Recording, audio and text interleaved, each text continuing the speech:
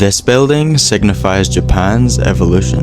In the 1960s, Japan set out to create a new architectural symbol. በ1960 በአርክቴክት ሳቺዮ ኦታኒ የተሰራ ኪነ ህንጻ ሲሆን ትራዲሽናል የሆነውን የጃፓን አርኪቴክቸር ወደ ሞደርን ካራክተር የቀየረ ቢልዲንግ ነው። ኪዮቶ አይሲሲ We are in the main hall of the ICC. This is where the final agreement was made for the Kyoto Protocol in 1997.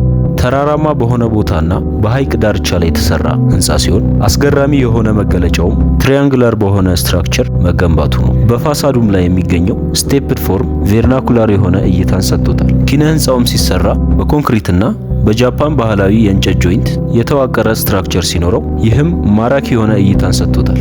So the trapezoid shapes, that's where the interpreters would sit, 8 different languages, guests in the blue and out the back, and then here is where delegates would sit.